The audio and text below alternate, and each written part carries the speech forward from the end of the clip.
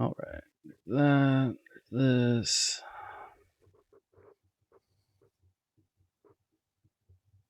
This all posted places. Katina. And we are live. Boom. Okay. Oh, we'll give it a couple seconds.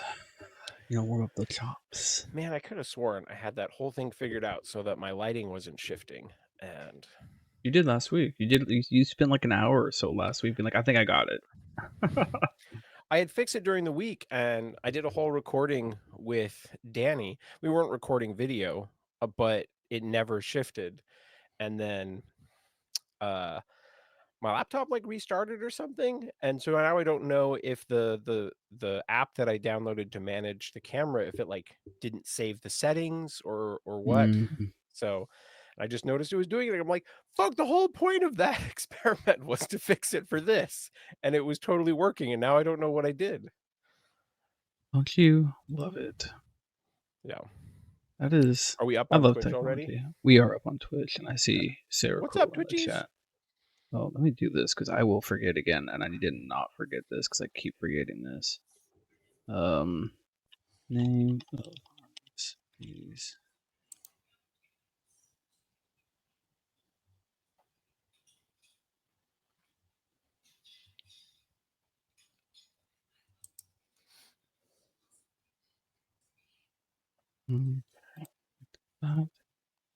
Down here. I'm gonna bring my notes down low because make it easier to see. And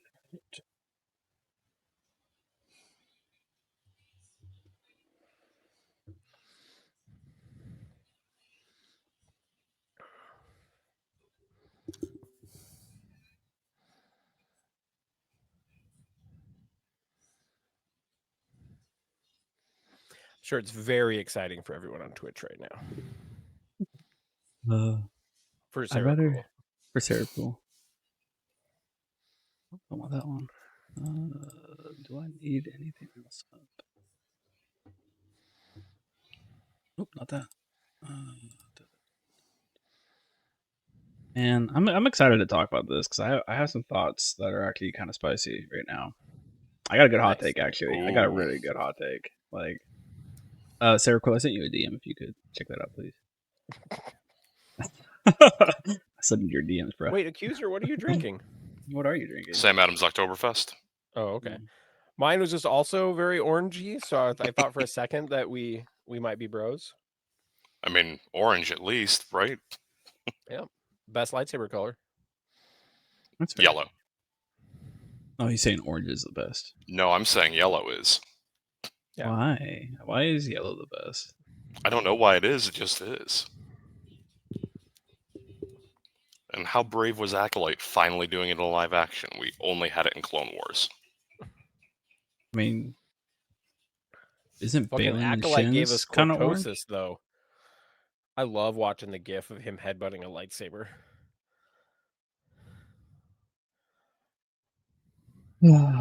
Okay. I guess we will. I'm waiting for this message. It's because I would like to have the information. There we go. I'll message you if you want. I got it. Okay, cool. Thank you. All right, let's get started. Buttons, media, turn that down so we don't blow our eardrums. Live. All right, I'm ready. You ready? I'm ready. Ready. You ready? Okay. Recording.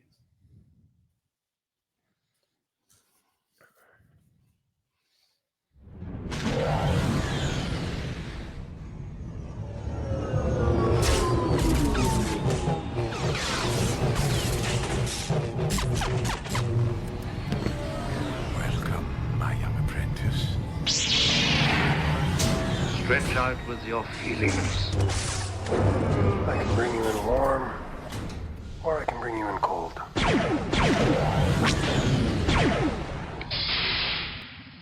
Welcome back to another episode of Rogue Support.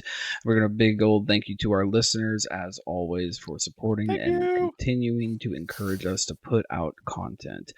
And then as well to our patrons for supporting us along the way as they do. If you would Double like to thank join you. if you would like to join the discussion, there will I be a wasn't Discord trying to link. disrupt your flow. You're fine. You're fine. It has to Our happen. patrons are just really special to me, okay, Dizzard? They really are. Palace Rotunda's been popping off, and I don't know if you I'm heard. glad.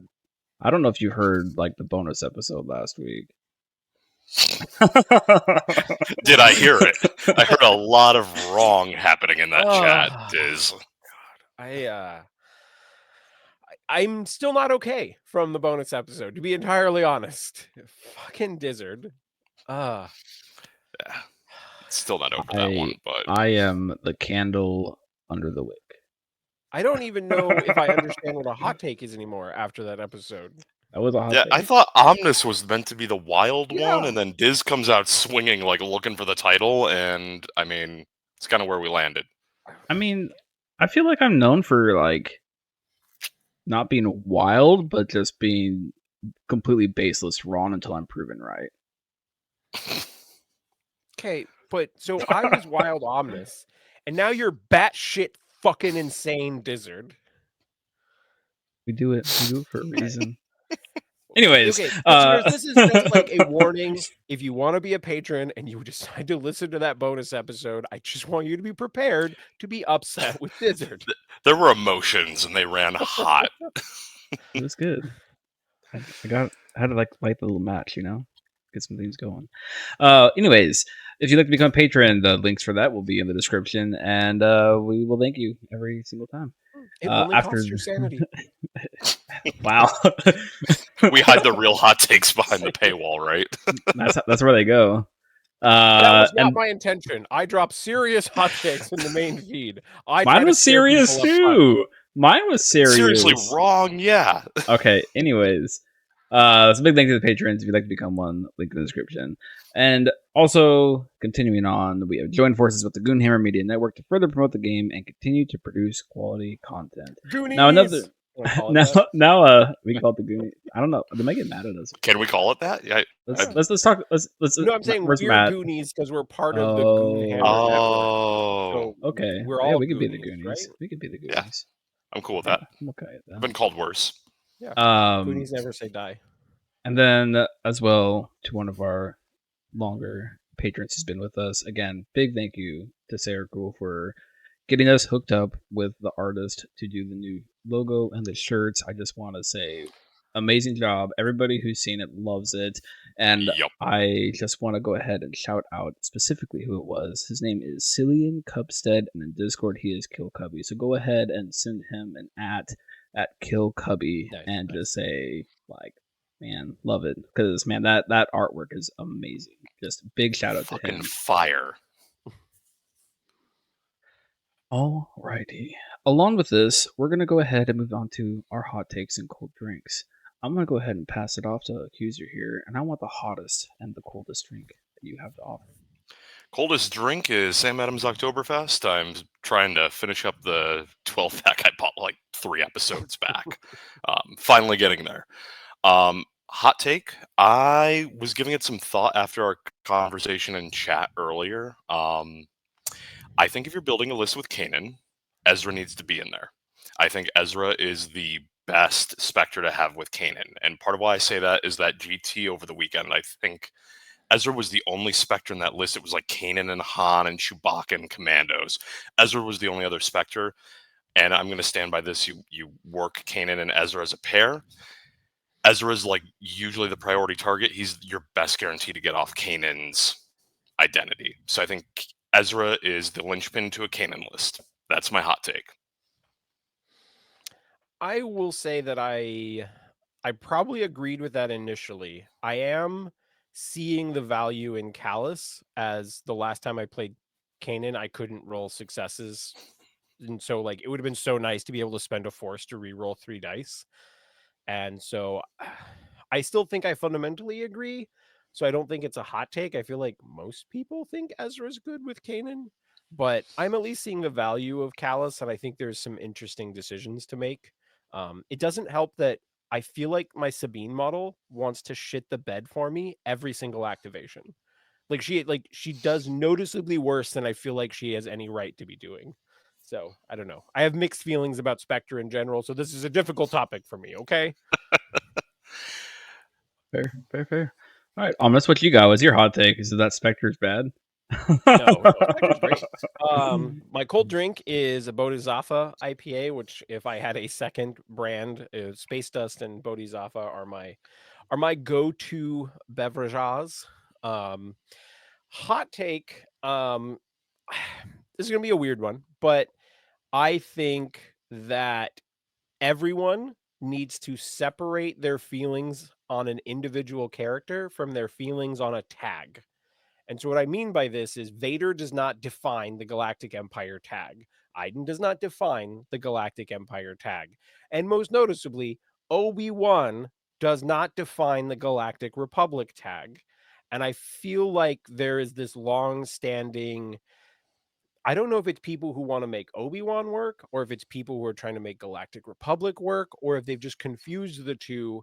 And I think you have to separate those two things. If you have been playing only Obi-Wan and now you're saying, I don't think Republic works, or vice versa, you're like, you're trying to work on a Republic list because you like the idea of clones and you're only playing Obi-Wan.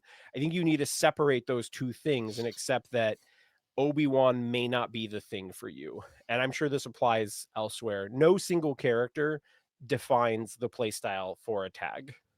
So I don't know if you I needed to hear that or not. I agree with this, but it brings up the question of what does define a tag. And maybe Much that's harder question. maybe this is a further episode.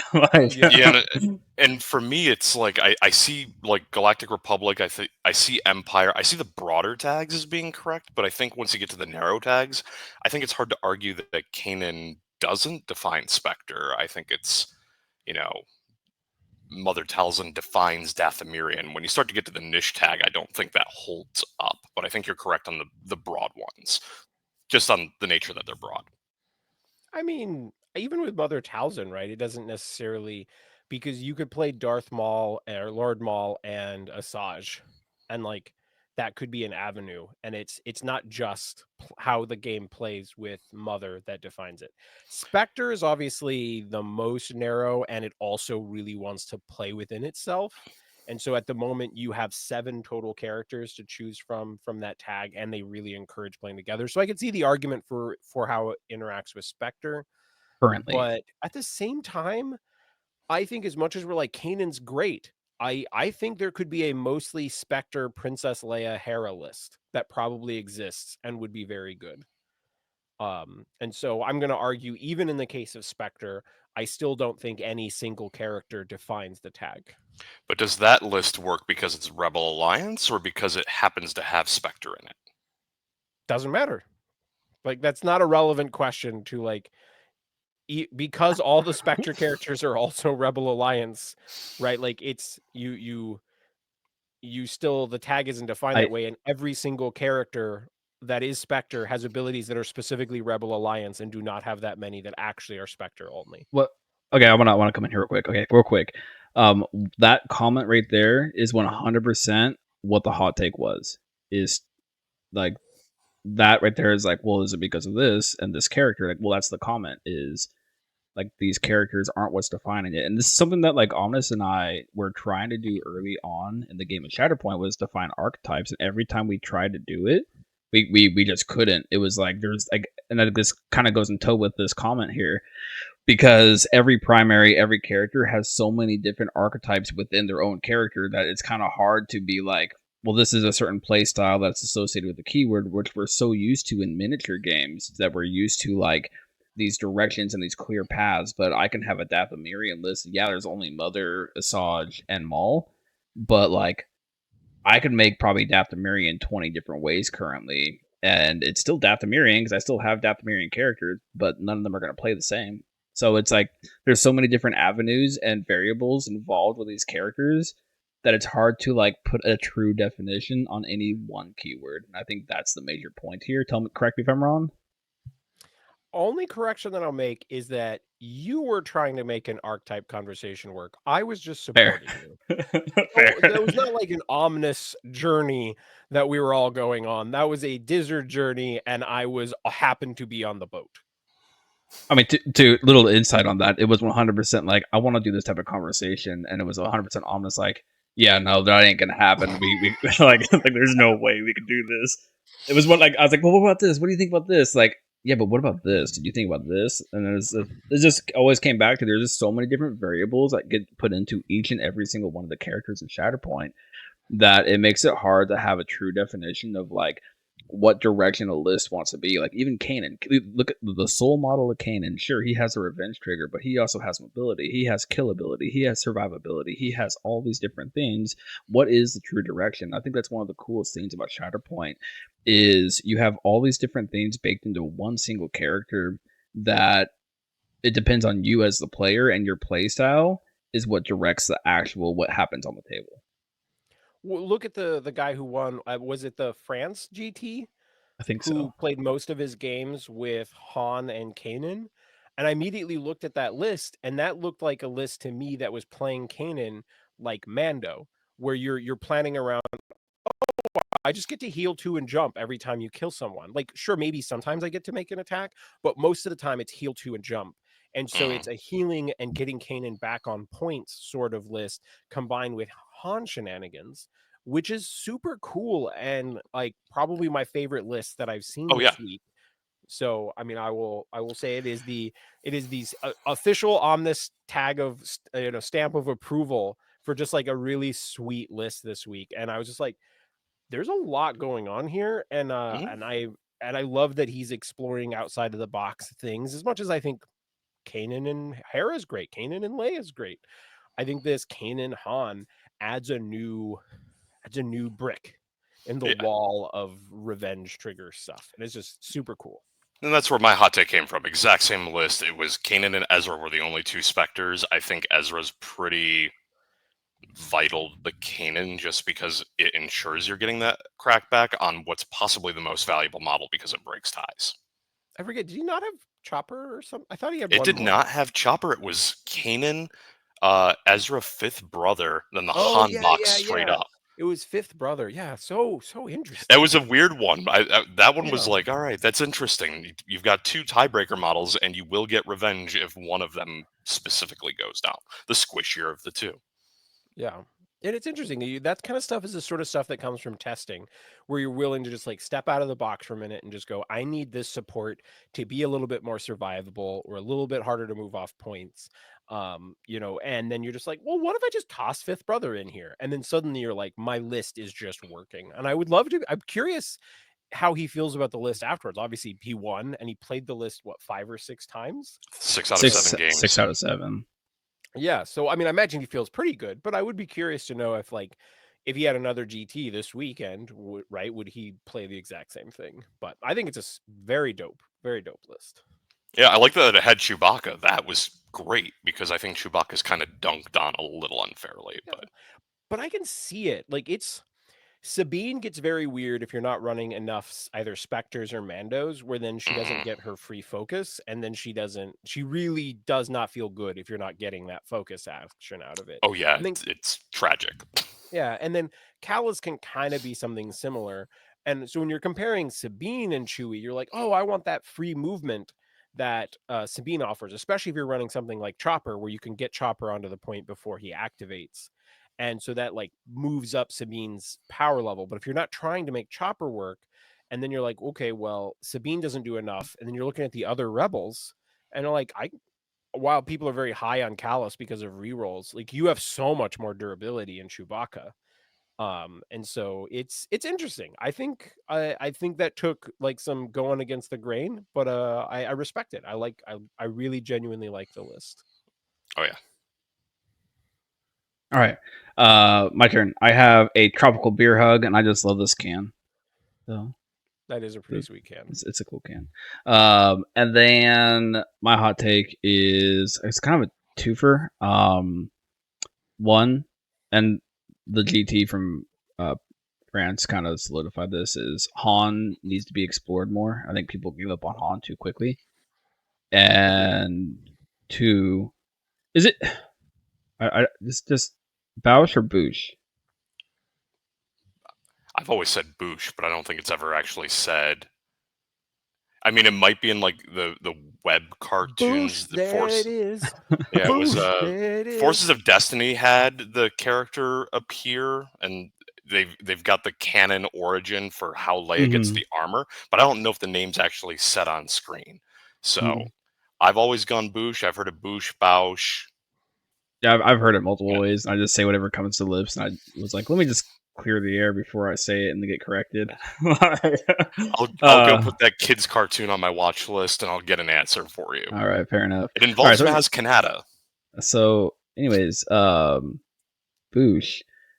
I honestly, I've been playing her with Han, and I think there is something to be said about momentum trickery in the game and how it's underexplored with how it can affect a game, especially into lists that are force hungry. Like her being able to say, "I'm gonna get 2 momentum here," or "You're gonna pay a force" into lists like Iden is actually kind of cool, especially when you have Iden who isn't the best defensively, and she can actually go and slap her pretty hard. I think Booch is kind of underrated, and me exploring her recently has really kind of like been like, this character is great. Like she does pretty much everything I want. I get to move some people around or myself. Granted, the spy tag is a little light, so that reposition has been like, but like a lot of times, I was mostly just using it on herself to be able to get in there and actually hit somebody in melee. Because I'm not gonna lie, her range sucks. Like she wants to be punching people. She needs to be brawling. Yeah. Yeah. So it's like you get her in there and you get her hitting people, and like combined with Han keeping you tied with momentum and her potentially getting you 2 or just robbing or messing up your opponent's force economy has been super impactful into the likes of like Empire where they're already super force tight. I could see it being super interesting into Spectre because they're super force tight. And I think that the Boost really does deserve to be more explored, and I think that we were too quick as a community to be like, maybe, but I do think a lot of it was it just wasn't her time. Like, just didn't have enough spy synergy going on. My next try is gonna be Callus on the other side, and we'll see what happens with that. We'll give it a shot. Obi kind of I just like found shit a the I bed. found a Twitter post that said in the audiobook for Return of the Jedi, Mm-hmm. they said it out loud and it was Boosh. I have So it no is idea if Boosh. that's I'll accept correct. it. Yeah, that works for me. Or if that was like they gave no feedback to the person who was reading, but that was the best thing that I could find. And so that's what I usually go with. So I'm happy, but That's fair. I had a hard time finding something very official in my 2-minute Google search. Fair enough. But I think Boosh, you're right, because Boosh, when she first came out, I tried to make work, and I think she was missing pieces. But as more Rebel stuff comes out, and I think more importantly, like spy stuff comes out, I think she's getting more mileage. I think you're going up the right tree. Where I think Callus is an interesting secondary on the other half of the list. I think the other piece that might be interesting, particularly for her ranged profile, might be new Luke. If you hunker and keep her relatively safe, if for whatever reason you can't dive her, I mean, hunker rerolls on her dice pool aren't bad. Yeah.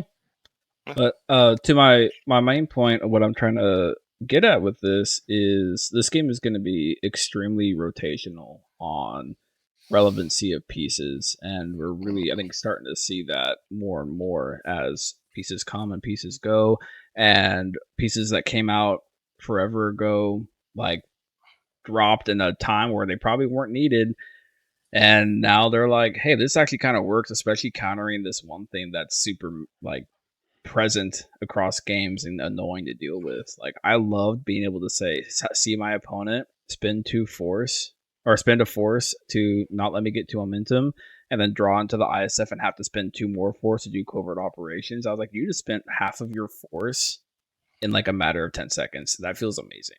Like it's just, I just think it's like something cool. It's like keep that revolving door with characters and keep your eyes out and try to find those little combinations. Yeah, I think in general, I think we should always be open to going back, looking at other characters that we haven't given a shot to or weren't right at the time or didn't fit with the list that we were building at that time and still give them a shot later on. And that's something I'm trying to do. Obviously, there's a lot of characters I don't have very many games with. So I'm definitely I'm like, what do I want to explore this week? Yeah. All right, so we're gonna go ahead and move on to what you've been up to. Accuser, go ahead and head us off.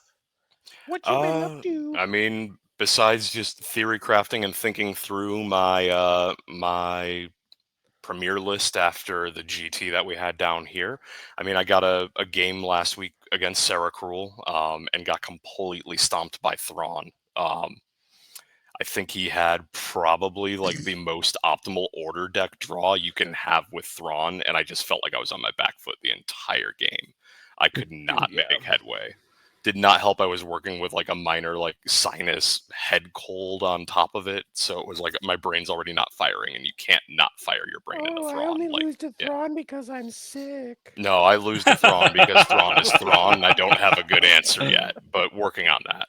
But no, like I've just been like looking at lists and everything. I'm getting an in-person game tomorrow with a local that I got to play into at the GT, and we got a casual game in before the third round as well. So looking forward to another rep, and he'll be playing Thrawn, so I can see if the other half of my premier list does it better. Makes sense. All right, I guess I'll go. What you've been up to? I've been exploring Luke some more, and with that, exploring Han and Boosh, and really just kind of like taking a little break from Thrawn and the Empire, just because I want to build up the local scene. So Joey and I are very much like trying to get the casual league going and getting more people involved in the game. I don't know, I think we probably had like 4 people in the last week pick up stuff, so it's really starting to like be like, oh cool, like let's go. You heard so it. We're a rebel cast now. Apparently, there's just Apparently. I will make rebels out of you guys before we're done.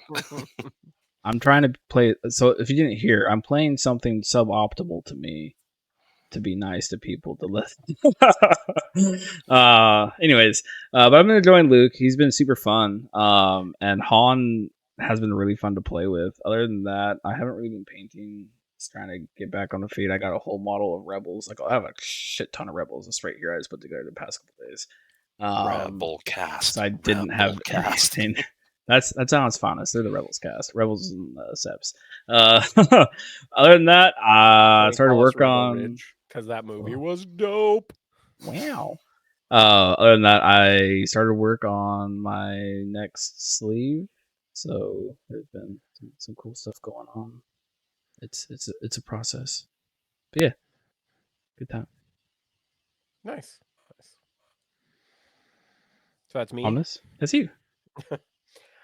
So it was interesting. My normal play partners, Ryan and Donovan, were going to have too many baseball games this Saturday. So I thought I wasn't going to get in games. And then it turns out that someone had come in who had picked up the game and they got a couple of demo games on Thursday. And then I got tagged in the local chat of like, ooh, who's regularly playing? And they're like, oh, hey, Omnis plays, comes into the store like every week to get in games. And so I thought I wasn't going to get in games, and then was like, oh cool, yeah, I'll totally bring terrain. We can get in a couple more games. So we scheduled a slot. One thing that I thought about this time, so there, for our miniature game area, there's like a big tournament room, but there's also like in the room that has all of the miniatures on display. It has 4 like 4x6 tables for playing war games. And so usually I grab the table that's by the Star Wars Shatterpoint stuff. But as I was walking up this time, I realized that there's a different table that's way more visible to the rest of the store. Because the minis area is kind of its own thing, there's one table that you can kind of see better as you're walking in the door and walking into the first like 20 feet of the store. It's like, you know what? Let me set up here this time. And man, did it generate even more people coming by to check out the table, right? Because it's high elevation stuff. It's very easy to see from across the room. So that was cool. But I got in a couple of games against Ram. Super great dude. Really happy. I think he's going to be a fantastic part of the community. He was practicing Darth Maul plus basically like all the Gar and the Super Commandos with Mando, Grief, and IG-11. And so it was cool to like actually get in some games against Grief and IG-11. And I will say, Grief, not as bad as I thought he was. Like, he actually caused problems for me multiple times and made like pretty dramatic swings between his tiebreaker status and like potentially moving multiple bounty hunters back onto points. I still think he's a little under the curve, but I went from thinking that this model is really bad to like, okay, I have to like really actively worry about this character. He did good work both games. I played a list where I was experimenting with Asajj, and I'm trying to see how I feel about her. And I did a little bit more painting on her and Dooku. In the game against him and a different game that I got in, it's interesting. Play the game with play the game with Aura, and I was immediately like, nope, I'm not playing this character anymore. Played my Annie Hunter list, I was immediately feeling like it was working. Asajj has been a little bit more in the middle, where it kind of feels like there's something really interesting going on here, but I don't know if it's good enough or if I figured out all of the different moving parts. Um, I will say, playing Vader 1 a couple more times, holy fuck, is that a boring character? God, I don't like playing Vader 1. I did find Asajj and Dooku really interesting, and is something that I would like to explore more, but I just don't know how I feel about it um in a very like macro way. But I would still really love to find something with Asajj that just clicks for me in the way that like the Mando, Ahsoka, or the Annie Hunter list has kind of clicked for me. So that'll be kind of a continuing project. But we were also talking about Han this week, and that's a character I'd also would very much like to try some more of. So got a lot to enjoy with Shatterpoint for sure. Just so many things to explore. Yeah.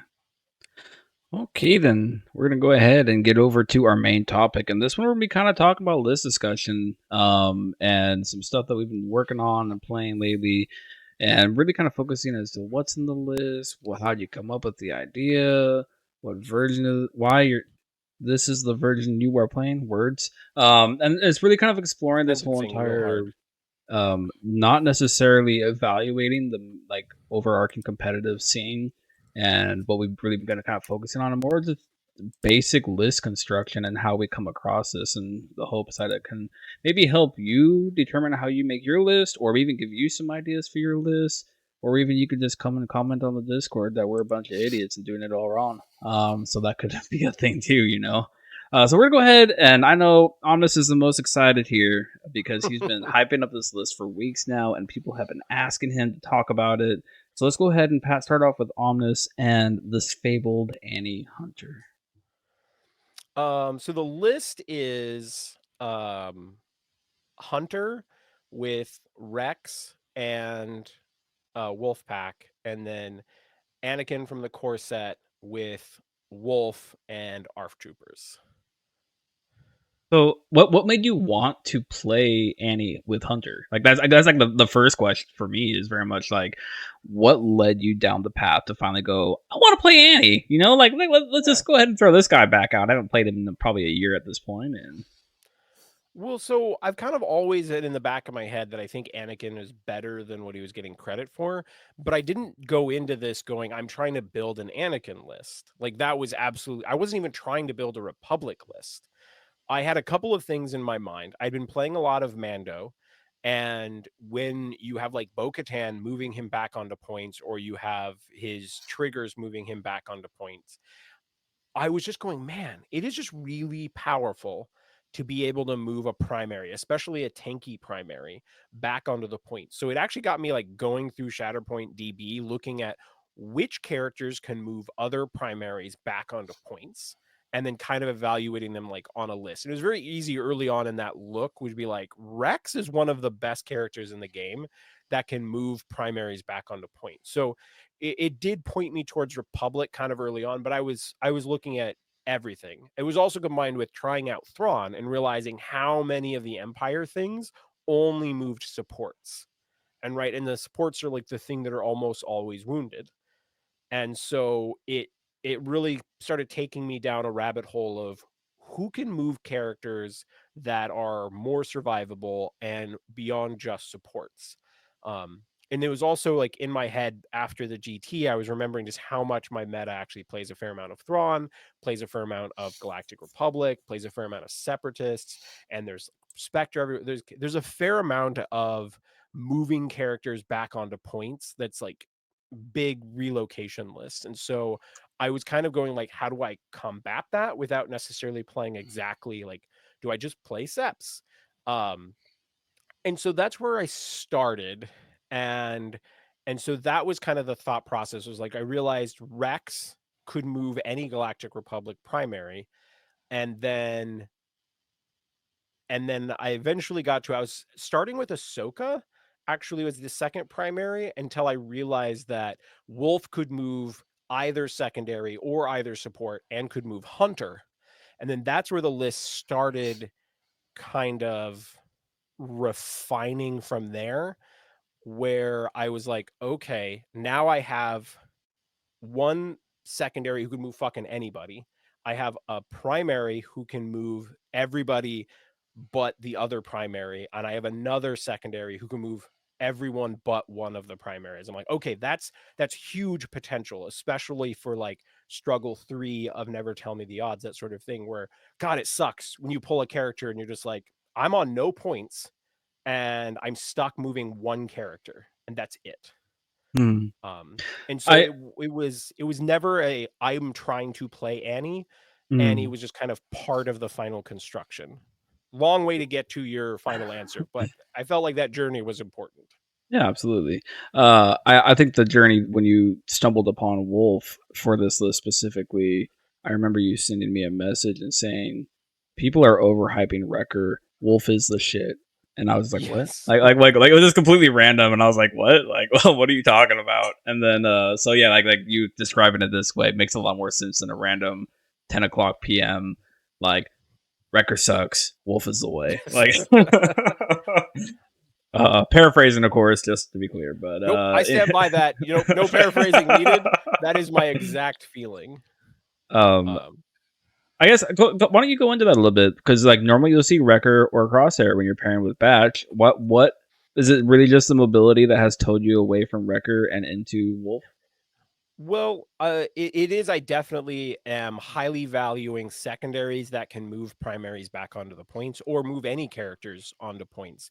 And then Wolf does it in a particularly interesting way where, sure, you can get stopped from doing it at all, because, you know, if you're engaged, you're not going to be able to move, because a climb cannot be done while you are engaged by a non-wounded model. But every character has some level of restriction. So that doesn't, like, Ahsoka can only move primaries. So you never have the choice to do a secondary or a support, right?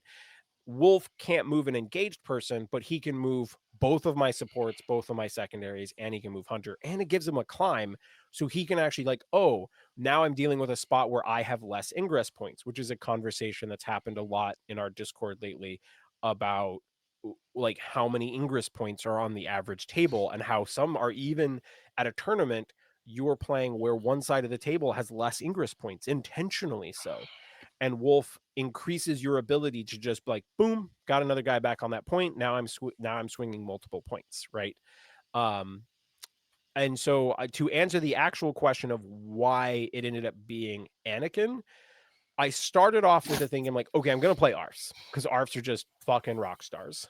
And so I'm like, well, should I look at the 7 squad point primaries first, right? Because why not have an extra force if I don't need the squad point? And so I was kind of comparing Anakin and Vader, and I was like, my list is not really that much about getting into melee. I'm already like wanting to heal and get back to full, as opposed to just healing off damage that I'm taking because I'm using Vader's interaction. And I think that Anakin, when you just want to push someone, Anakin has the better damage tree for that. He's got like 3 shoves in a row or some bullshit. Like his push tree is really good. And then I like the fact that even though Anakin can't move someone onto the point, he can still generate a 2 VP swing, essentially, where he could just murder someone, give you an extra momentum, which could also just end a struggle. That was Mm-hmm. my theory. I will say in practice, all of those things have been true. But the biggest thing is I've just really enjoyed the 7 force in a team where everyone just kind of wants to spend 1 force. It's so fucking smooth when you're like, I never like first go at it. I really don't have to think about who's going to not spend a force, right? You have 7 cards, 6 force most of the time. Someone has to do an activation without spending force. And that's just assuming everyone else gets 1. It's really nice in this list when I'm playing it where I'm like, oh, Shatterpoint, and every character can spend 1 force.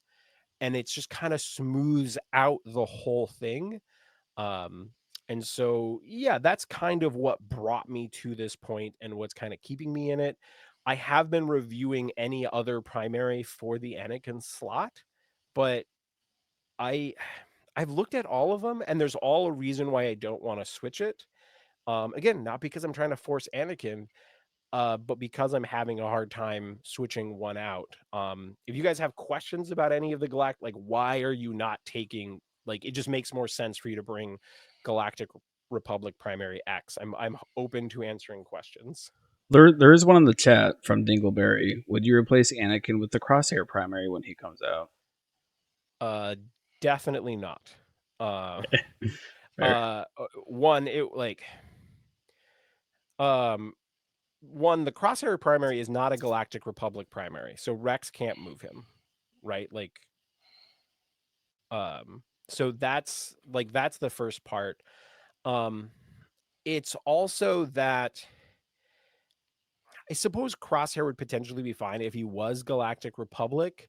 But honestly, because he's not Galactic Republic, he's not. He honestly wasn't even in consideration. I was only looking at people with the tag because I specifically, it's really important for me for that slot. It's really common that I use Rex to put Anakin back onto points. Like, it's, if you look at most of the games you play, when a primary gets onto a point, they're very rarely just immediately wounded. They're just shoved off points, and you want to be able to get them back onto the point without having to Shatterpoint them. And Rex gives me that option. And I'm just not sure I would want to put someone in. Like, sure, I guess you could do that because he's a clone trooper. I think. Wait, I'm actually not sure whether or not Wolf could put him back on a point. Go He ahead, can't. Accuser. He can. Wolf does work. Wolf does not specify Galactic Republic on either his tactics ability or his identity. The problem that you run into, though, is Crosshair does not share era with any of those. You would lose the ARFs. You wouldn't be able to take Wolf directly with Crosshair. You lose a Oh, lot of yeah. your list pairing Crosshair in. Okay, yeah, that's definitely, Rex is actually the best character in the team. So and I honestly, in reality, we call it an Annie Hunter list. It's a Rex Wolf list that is bringing primaries. Like, that's true. Do you have any question about any actual Galactic Republic primaries? Because I have considered all of them. I guess No, I Lumi. think it makes sense personally to me, but I mean, Yeah. My only yeah. one is Lumi because she adds to the mobility that you're already like kind of like double downing on. Like this list very much seems like it's a relocation and a sticky list, and Lumi kind of just goes right into that as well. Yeah, the only reason why I haven't switched it to Lumi, because I do think she is a very, very solid choice, is again the combination of the additional force point, and Lumi doesn't give me the murder potential when I want it.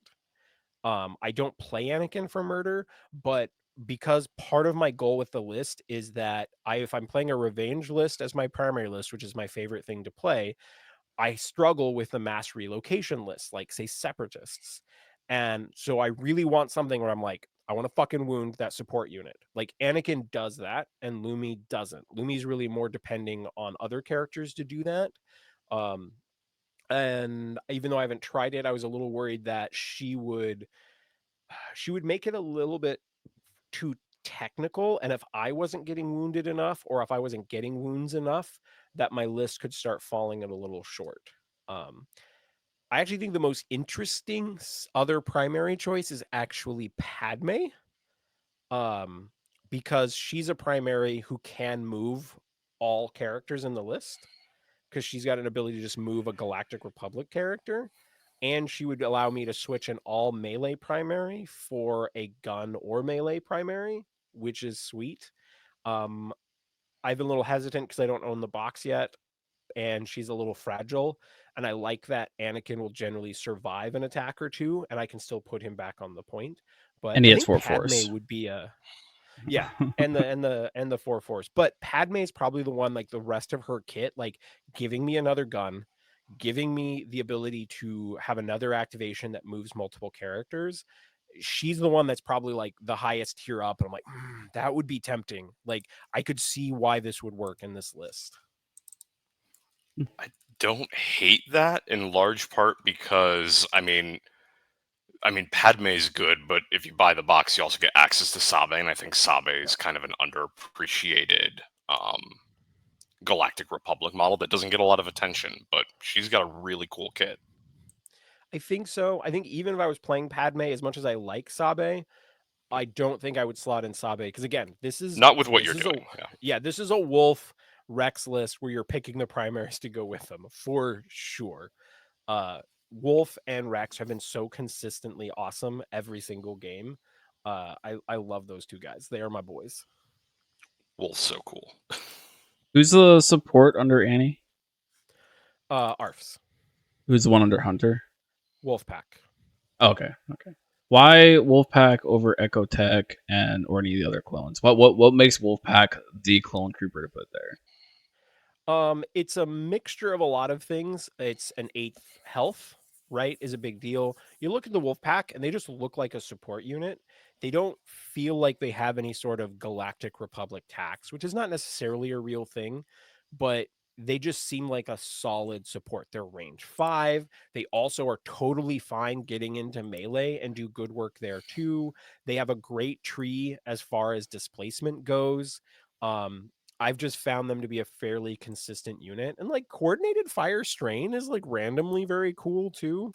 Um they're easily something that like a future release could knock them out, but they're not a unit that I've been disappointed with. Like sure, they're not dark troopers, but I've never put them on the table and felt like they were dropping the ball for me in any way. Like every activation with them, I'm always like, and they've even like swung through big for me too. Like when they do spike because they have multiple shoves and stuff on their tree, like they're the sort of character who the big dice rolls can save you. And you obviously you're not depending on that, but at least you have the option. You know, when you get into a situation where like, I need to get that person off the point, but I'm activating someone who only has one shove on their tree, and one shove will not move them off the point, and at least it's an option for Wolfpack to do that. Um, so yeah, I just dig them. They're just working great for me. Fair enough. All right. Accuser, do you have any questions for Omnis's list? I don't think so. I mean, for me, it just kind of speaks to me because I love Wolf. Wolf is my favorite clone secondary. I get why Rex is like first pick. Rex is just top tier, but like in a pinch, Wolf does a lot of similar stuff and does it really well, and he can move more stuff. I mean, the tactic being able to move both models in a support is super cool, and his identity, I mean, it comes through, especially if you've got all clones in your list. I'm excited by the fact that it does work with new crosshairs, so there's some interesting potential there in October. But I mean, I just love the list because it's doing cool stuff with models I like. You cannot tell me Wolf is not the coolest looking model on the table for clone troopers. Yeah, he's pretty dope. I mean, I like the Rex sculpt too. So it's like it's just easy pick. I would say that this list is designed to be paired with a revenge list. So it is something where like you could easily just play Mando Ahsoka, or you could play Kanan Hera, or Kanan Leia, or any of those things. But I do think the way that I've designed it is for that. It could work in other situations, but I don't know if this list would pair well with like a super murder combo or something. That's not what it's designed for. So I would just be conscientious of what you pair it with. It's not like an all comers list. I do think it will have problems with Iden, for instance. No. I think that covers the points we wanted to hit on these lists. We got what's the list? How did you come up with the idea? And are you? I think you pretty much hit why this is the version you're playing. With all the characters, what you would change if anything. Is there any last minute things you want to say about this? I do find it more draining to play than other lists. Like when you play a heavy wounding list, like Vader and Iden, it's just like I feel like a lot more of the decision points are a little bit more straightforward. And then when I play Revenge, you have this natural, like, refreshing feeling. Like, even if you get something wounded, right, you get to do something. And the Republic list is very technical. And I feel like I always have a ton of decisions, which is fun. But I worry about how many times, if I had to play it 5 times in a single day, I worry that I might make bad decisions with it in like a fourth or fifth round if I've had to play it a ton and I'm super worn out. That is a concern I have with it. No. Alrighty, let's go ahead and move on to Accuser. What is your list that you're bringing to the table? So I've been working on revitalizing my premiere list after the GT. I really like the Kanan Hera half. Hunter Hondo, while I like it on paper, when it's in gameplay, I never feel like I've got quite the. I just don't feel like I've got quite what I'm looking for. I don't know. I know it's good on paper, but for whatever reason, I can never quite get it over the hump and close out a struggle. And I struggled into a mirror match, into a Lumi and Hunter mirror, essentially, and that was demoralizing. So I went back to the drawing board and started looking at models that I haven't put a lot of time into and that I want to explore more, and trying to build it in a way where I kind of had something in the back of my mind from when Omnis talked about Mandalorian a couple episodes ago, where Mandalorian's a great face piece and can run with basically anything in era, right? But if you can build the list in a way where you don't have to worry about the precise positioning for Clan of Two quite as much, you get a little bit more mileage out of it. So I've been kind of thinking through that as I work around. I want to try the Leia prison box, so I'm looking at Leia, Luke, and Han and Chewie, and then I want to pair that with Mandalorian, Sabine, and then R2D2 and Lando. Um, I think that's got some interesting potential as a more where Kanan and Hera's kind of more technical. Like the revenge trigger matters, but I don't think it's the driving thing in making like a more pure Spectre list good. But it leans more into revenge, where I think it kind of might shore up some of the matchup while not sacrificing a ton of mobility. Sabine brings a lot of mobility to the table. Bartu and Lando are like shockingly fast. If you've got Mingle at full speed, um, and I think Leia's really got some mobility potential that I want to explore more. Plus, I really want to try new Han and Chewie. But the fact Han, Sabine, and Bar2D2 are all either Scoundrel or Mandalorian, it allows for some interesting stuff where Mandalorian just can play in a few more places and not worry about the mobility turning off a big part of his kit. So that's kind of what I've been exploring next, was more revenge, having some more mobility, and leaning on Scoundrel just a little bit more to maybe explore in the run up to Lando, because all scoundrels need to be re-looked at in the Lando context. And I think that includes Boosh, for what it's worth, because Boosh being a scoundrel, pairing that with like Gideon Hask and making her empire, like that might be interesting. I don't know. So that's kind of what I'm looking at next. Although you two have me thinking about Han Solo again, and as a primary, and that's, I didn't come in here with thoughts on it. I'm leaving with thoughts on it, where it's like, is Han, Boosh, and a Force supportive choice interesting with Lando, Gideon, Hask, ISF? Do you think so? You're already playing kind of a very revenge focused do you think you're gonna struggle with issues where if you kind of feels like you're building another revenge list, which is a problem that I've had where I'm like, I don't know if I should have all of these things doing the same, like too much of a similar thing. I've thought about that because for me, I think you're right because it was my hesitancy about making my original list Cain and Leia in the first place was leaning Yeah. too much into revenge. But I think Leia brings, well, a portion of her identity is revenge. She still has the other half, with the um she gets extra defense dice. So I think she could probably Yeah. be surprisingly sticky. And her kit, like she moves a lot of models. So I think there's a mobility angle to it that I really want to explore. If I didn't do that, I'd probably be looking at Thrawn plus a thing just to shore up a mobility focused game instead of a revenge focused. But we already Could you do have a how many could you people do a doing Blue Man Han Group? and Leia thing that's like I'm not trying to lean I have revenge, but I'm not really trying to lean into the revenge. I'm trying to lean into the mobility. So like General Solo Han. Yeah. Um, yeah, I mean, you're already getting kind of on the Han train already. Not to like derail your it's list, but gotta just well, like it's gotta be a Han, right? Like because Rebels yeah. only have so many options. But um, I'm thinking about that for sure now because we've been Mhm. talking about General Solo more, and I don't hate that. I think where it might run into problems is, well, now you've lost possible support for Leia, and well, Boosh is a secondary, but I think you put You can't Chewbacca in play the Boosh, secondary yeah. slot for one of them, and then you can probably, you could still slot Sabine in probably Yeah. okay, but then I She feel fits like the you're kind of mobility scheme.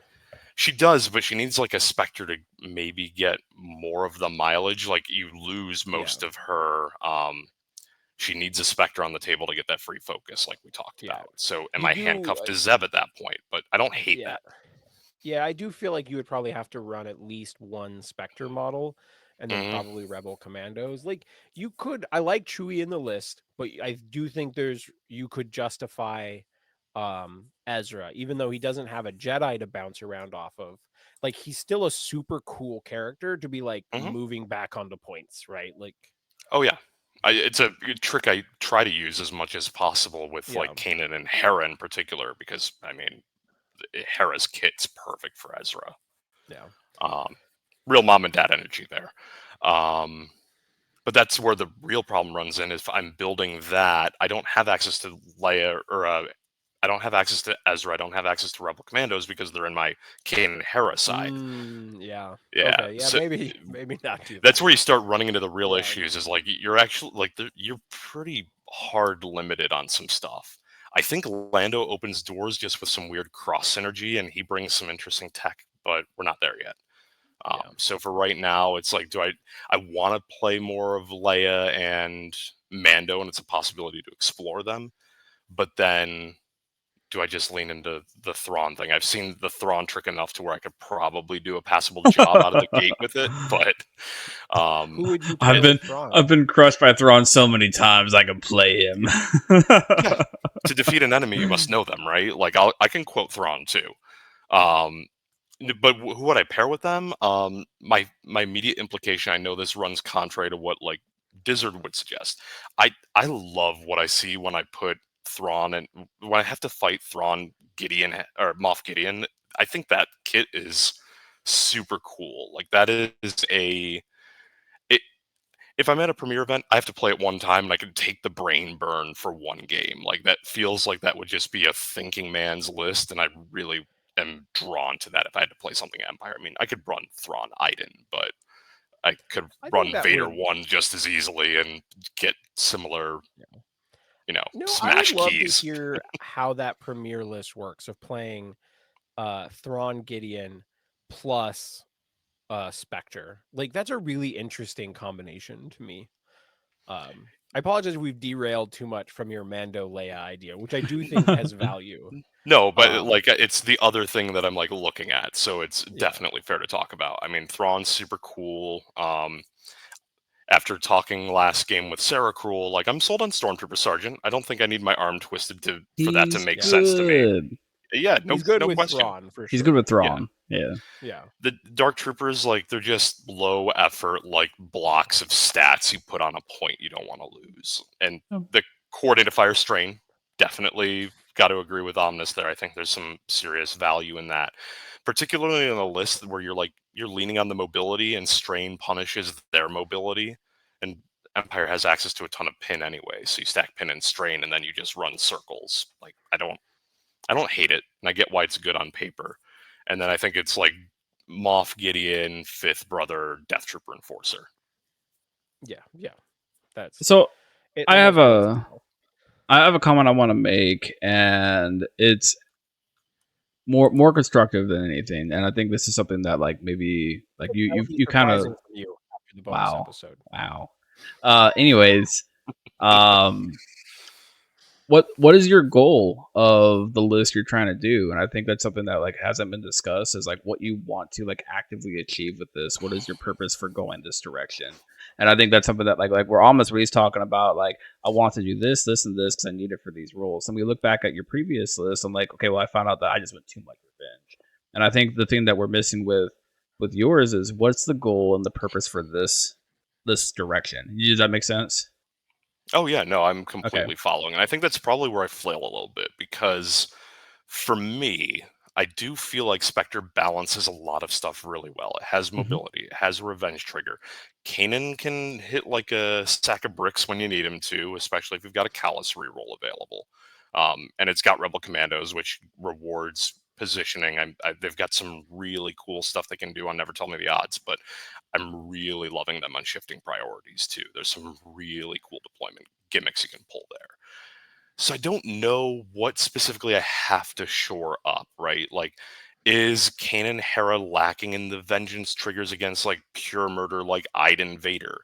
Is the mobility like, is it too jack of all trades? And if that's the case, what do I need to lean into with the rest of the list? Because if that's too jack of all trades, presumably I need a specialist as the other half of a premier list. So I So don't think yeah, it's too jack of all trades. I apologize if I'm no, interrupting. by all I think means. you have a like. I think you like. I've played against it. It just works. It is really Hmm. solid. But I think you run into the same problem that I was running into with like say Mando Ahsoka or Mando Kanan and stuff, where there were just lists where I'm like, I'm not wounding you fast enough, and you're moving too many characters back onto points for me, like shoving you off.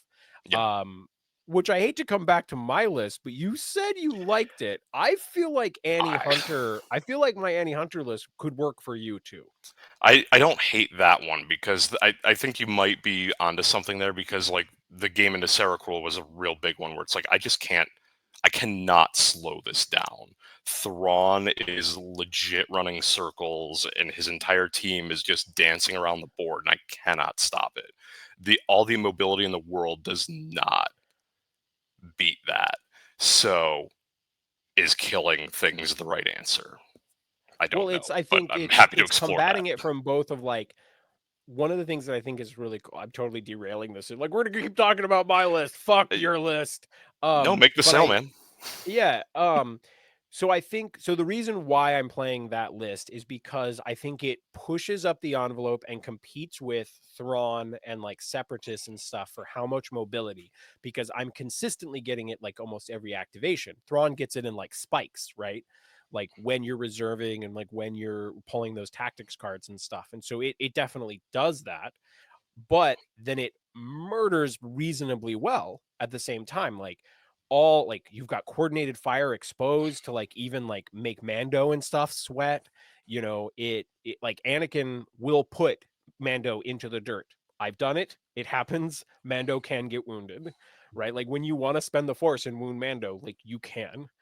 Um, and so that's where, like, if you just go, okay, I'm going to prioritize wounding Thrawn supports, then I'm going to make him compete with mobility on primaries because I'm moving my primaries back onto point, and Thrawn doesn't do that as well.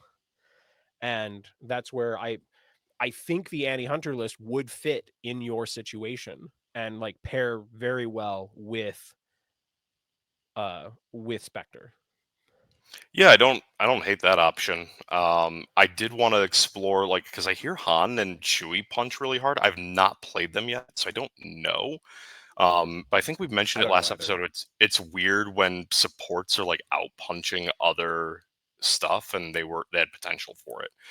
So that was like an angle to explore, but I don't hate Anakin Hunter either. I liked Hunter when I was playing him. He brings a cool kit, but I was getting sour on Wrecker of all things. Like Wrecker just he lost me the one game. I was really bitter about it, but that was more the time was called, and he just got triple shoved by Luminara, and you can't stop that when the clock runs out. But So I was getting this yeah. exact question, like, why not Wrecker over Wolf?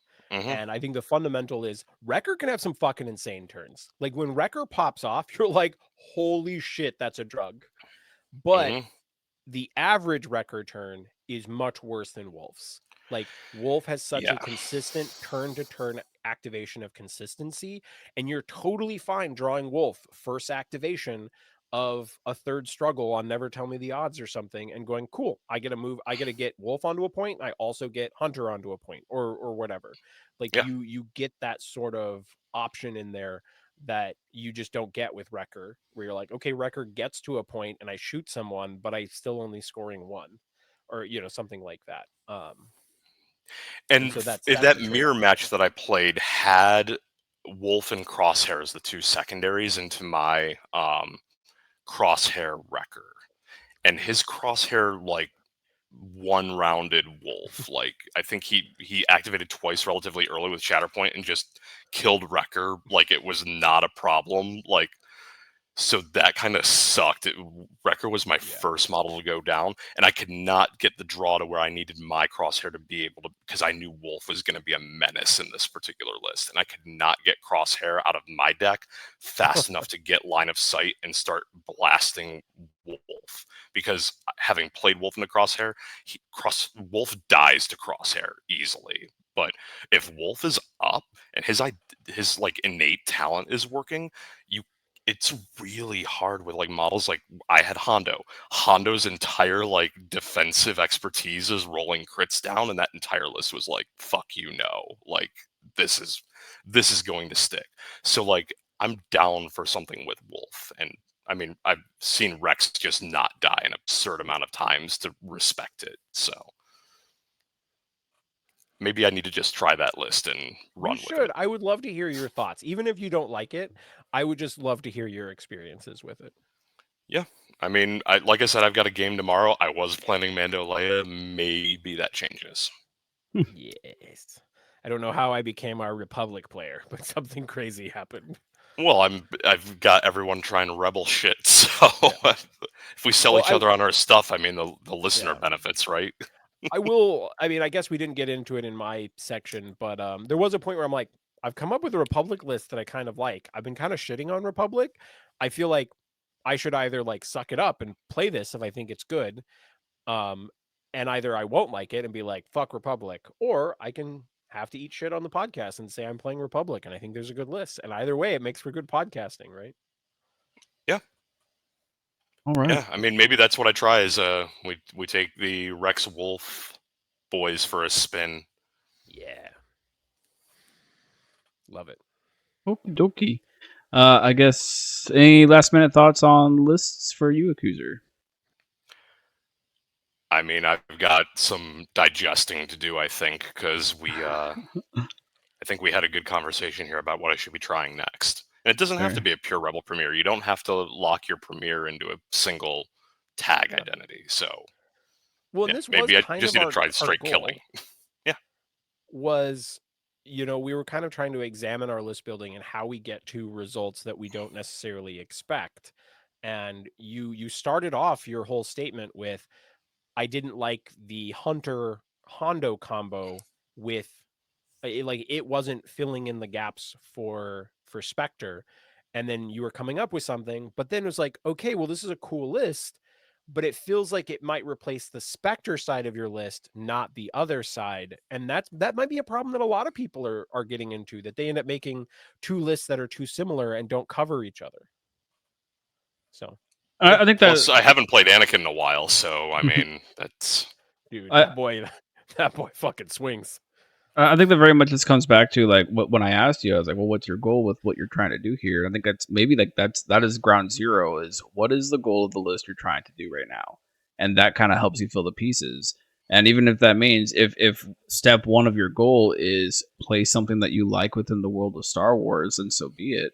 Like you can absolutely Yeah. achieve that. But I think you need to have your roadmap for your list by setting the goal of the list first. Yeah, that was Yeah. that I think we talked about working it into the podcast somewhere, but like the fundamental of asking yourself, what is your goal with this list? Is it Mhm. trying to complement this other list? Are you trying to make a particular character work? Are you wanting to like focus on a specific tag? Like figure out what your priority is and try to help that guide you to the end step. Where if you go, okay, I want to play a fucking Padme list, right? That's your goal. You make the Padme list, and then you're okay. I want to be able to play this, so now I need to examine its weaknesses. And if playing Padme is important, I want a second list that either complements it or scares people into playing things that Padme is good against, right? Like that's the sort of you want to follow that thought all the way through. Mhm. Yeah, and my goal is to pull myself up above a 2-2 at a 4-round GT, and I don't know the right answer for that for list building, so we'll experiment, see what's up. Well, That's my I'm going to goal, try to but do that's that not a in list building SoCal goal. next month. You Do I it. guys decide got I'm going this. to another GT in like a month. And Yeah, I so think my next one's like in December, so that's going to be a ooh, very nice. different world with packs. Yeah. Dude, whoa, yeah. December is going to be way different. So exciting. Yeah. Hopefully same. And why do I start with Lando? Why not start with Lando? No, I'm literally wearing a Lando shirt. Like, Mm. we're You are a no Lando's good. good swindler. Double crossing. Is it Stormtrooper Sergeant? Yeah.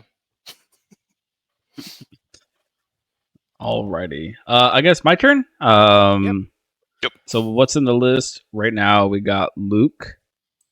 We're gonna go Callus, and then Bartu, and then Han, Boosh, Rebel Commandos. I mean, I'm digging it already because you're leaning into rebellion, which is great. Wow. I mean, like all my paint schemes are absolutely evil. So, like, somebody was looking at my Obi 2 the other day, like, is that evil Obi? And I was like, it absolutely is. Yep. Well, some things aren't going to change brand wise. I gotta I'll play Rebels if they look bad or evil rather. But yeah, go ahead. Well, hit me with your best shot. What you got? I mean, out of the gate, Mm-hmm. I really like the inclusion of Callus here. I mean, the fact that he's Rebel and Scoundrel, I think, facilitates rerolls into most everything besides Luke, I think, if I'm remembering. He Because gets Luke's one. just Luke Rebel gets Jedi. one. Yeah. Yeah, he gets one. Which isn't bad in a pinch. So how did you land on Callus over options? Like, I think Ezra's pretty good with Luke as a secondary with the Force. I mean, he's a Force user, gets the benefit of the jump, but there's other secondaries. Why Callus and Boosh? Okay, so first off with the Ezra, I try to stay away from stuff that I might be able to convince my wife to play. And if she's going to play anything in this game, it's going to be Spectre. So to me, Spectre Celos is completely off limits because I don't feel like buying another box. Because if she does play, then she always has access to it. And then if I do buy it and she never plays it, then I'll be like, well, I bought this and now I have two. So that's part of it. Other part is I just don't. Without having somebody who can actionably like profit off of Ezra dying, I don't like running Ezra. I think he is too squishy. I think he has a purpose. His purpose is to like hold a point and die. And he triggers a lot of those revenge triggers and key pieces being Leia, Mando, and Kanan. I And don't. Han. I'm getting there. Han, I think this is the biggest fallacy about Han. I don't think Han's revenge trigger is meant to be like a revenge trigger. It's meant to basically stop your opponent from having like a really, really good turn. Either pushing them back off of a point or putting some conditions out. Because his revenge trigger sucks. Let's be completely honest. He doesn't get a move with it. If he's engaged with somebody else, he's not able to shoot. So it's like it's a very situational trigger itself. But he has good expertise and he has a really good early tree to where he's able to get out a lot of conditions and get out some shoves really early to where he could possibly deny a point take. So I think his revenge trigger is more focused in like being it's Han. It's a harassment revenge trigger more so than like an actual game changer revenge trigger. Versus like Kanan, he is a game changer revenge trigger. Leia, she is a game changer revenge trigger. Mando, I would put that in the same boat as where this revenge trigger could potentially change the outcome of the struggle. I don't think Han does the same thing. So having 0 games with Han, so take this with a grain of salt. My gut with Han's is that his is like, so you know how Darth Maul and like Vader 1 and Gideon Hask can like shoot someone or swing at someone when they get wounded? Mhm. I feel like, imagine like Han has that, but then there's a couple other situations where it still goes off. Yeah. That's kind of the way I look at Han's. Like, he will punish you for killing himself almost for sure. Mhm. And then there's maybe a couple other times, but he's almost more of like a mental tax for your opponent, where Yes. he's a thing that your opponent has to think about. And you're like, if I can shoot you with Han, cool. But I feel like the momentum swing on Han's card is the Yes. most important thing. Then the next Yes. most important thing is the fact that he can give people full fucking advances for free potentially. And then he can also, as you're going to hear this from me a lot, I'm going to be a broken fucking record on this. Anything that moves primaries back onto points, and Han can move back onto a point when you kill something. Mhm. And so those are the key things. And that's all honestly a lot of good shit. Like, Yeah. great identity, like great, like that momentum swing ability is fucking crazy and can just win you games on itself. It's actually kind of insane. And then the fact that he kind of has a revenge trigger as well is Yeah. icing. Like, you don't play Vader 1 because he has a revenge when you kill him. That's Right? why I come down like the path of like Han isn't a revenge piece, he's a harassment piece. He is 100% Han Solo. He is going to bug the shit out of you and be annoying. And that's what he does. That's what he does in the game. He's not there to get vengeance for his friends. He's not there to be super hyper aggressive. He's there for harassment fire and to be annoying and laugh at your face and say, "Oh, you got a momentum. You thought you're going to get ahead. Nah, I'm right there with you, buddy." And I love that. It's super cool, and that's also I guess where we can go into where Boosh gets added because I think there's some momentum gimmicks going on that you can double down on to really kind of like expand on that effect. And it has been super fun to do and be like, oh, I just completely changed the math. You wound somebody, cool. I get this. Okay, Boosh gets drawn. She goes and she wounds a primary, cool. Now I'm gonna get 2 unless you pay a force. And you're just messing with a lot of the maths that are core to the game. But like back to Ezra, my thing with Ezra is really just like I think Ezra is a piece that needs like a true revenge trigger to get his maximum use out of, and I don't have that, which is where I'm like, nah, Ezra, I'm good. I was running OB2 because I was like, this is like Luke is like my tanky squad, it's my sicky squad. I want like this to go into like my like Iden Vaders, Iden Moff. I want it to be the list I can go into a heavy hitting squad and survive. And that's why I was like, OB2 is great here. But every game so far, he's just been like, yeah, he's here. He can run somebody. That's cool. Never used Mind Trick because he's never like getting the perfect order draw to where it's actually useful. He's just been like, he's not like been completely useless, but like I just want something more. And with the Luke refresh and Han and all this, I keep ending up with like force left over, and then like so like, well, let's do Callus because that one force could have been a defensive reroll to keep somebody alive, or it could have been an offensive reroll to push to another box in the tree. So we're gonna try out Callus for that reason. So I wanted to ask you, I actually had a comment about that exact thing that I was waiting Mm-hmm. for the right moment for. Yeah. I do want to say, I do like the OB2 idea. Having recently put him on the table, I'm like, holy fuck, I forgot how nuts this guy is. But I think if someone was looking at this and you start thinking like, I want to play Luke Leia. I think OB2 in the Luke Leia version, because Leia has a way to move OB2 into position. I would like that more than this.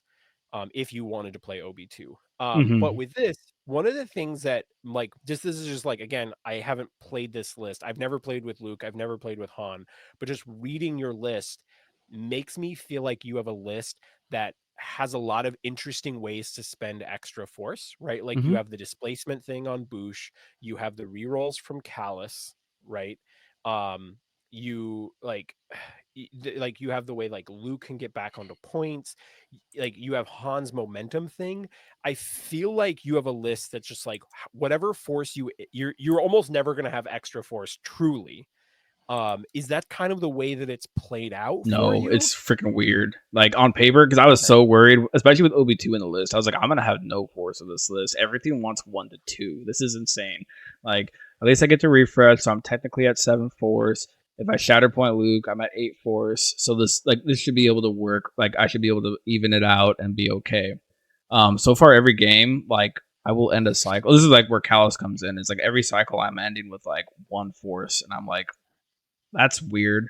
Like the last game I played, I did the Han momentum trigger. I did it twice in one cycle, and I still had 1 force at the end of the cycle. And I was like, I don't understand what's happening. This mathematically makes no sense for how I still have a force left over. But so far, it's like I have felt fine with force. I've been able to reserve when I need to, and I think what you talked about is really the reason behind it. Is all the force expenditures are so niche, but the thing is like each character has a force expenditure for this path or a force expenditure for this path. So there's different avenues of approach that they have to spend the force, and it depends on where you're at in the flowchart in the tree and that state of the game on which one you actually need, which is great. But I still don't know how I end up with like 1 force left unless I'm cheating. So like Yeah, it does seem very interesting where I feel like you would spend force very differently from struggle to struggle, game to game. You have very different ways to approach any problems. I have another question. What do you think you would pair this list with? And how are you determining kind of like what do you think you would drop into it? I know this might be early in the list development, no, but so this is the tail end of the list development, to be completely honest, because I'm still 100% in on Thrawn. yeah, And I'm like using like this time of like, I guess you could call it off season to shore up my other half of the Thrawn list. So the other half of the list okay, is still Thrawn, and I'm very much leaning towards Thrawn Veers. I gotta like kind of like hammer that out still. okay. And I know what Thrawn does. I know it's a very mobile. It's a very like it can kill. It can do all these different things. But what it doesn't do is it does not go into attrition heavy lists. It just it can't keep up with it. It just dies. And that's where I'm like, well, I want something with Luke because I explored it at Nova. It worked really well, and now I want to like double down on it and really shore up and make that other half of this pairing actually sing. So that's like the goal of the list was I want a sticky, tanky squad that's going to actually be able to push the envelope. Because at Nova, my big issue with like Mando Luke was I'm not really pushing. I'm able to stay still. I'm able to stay on a point. I'm able to like be sticky, but I don't really have a means to like push. And now with like Luke, Han, Rebel Commandos, and Boosh, you can push. Like they absolutely can push. They got a lot of shows. But it's very much that goal aspect of like trying to find my optimal pairing to go with Thrawn that I could shore up the one weakness that I feel Thrawn has, and that's he can't go into a super attrition heavy list. Like I think Thrawn's great into everything except for that. You have a list it's really hard for me to categorize, which I think is fine. Like we Yeah. all know at this point, I kind of break the list into 4 types, like relocation, wounding, displacement, and revenge. And it's interesting because I'm not sure this list is any of those. Mm-hmm. I think if I were to forcibly put it into one spot, it's kind of displacement. Like is probably the closest thing, like displacement with like a bit of relocation, which is interesting. Like it's really unique, but I can see how it fits into your goal, right? Where you're like, I have this super mobile, super heavy relocation list, and but what you've created is kind of an all comers jack of all trades that just is like kind of punishing for the wound heavy list. Like you're just kind of durable, Yeah. which is interesting. Like I don't know how it all fits in, but it's like it's just kind of an exciting combination. I don't either though. But we're kind of like at the Yeah. start, and like I was like I like Luke. Luke was really fun. Like I bought the model, might as well explore this more. And then it's like nobody's playing Han. Let's see what Han can do with it. It's really just kind of just exploratory options at the moment. So and then like kind of trying to stick with that goal of how do I stay sticky? how do I stay aggressively sticky, I guess is the way to put it. And maybe sticky is just another list that we need to add to your 4, is a 5th one, is being sticky.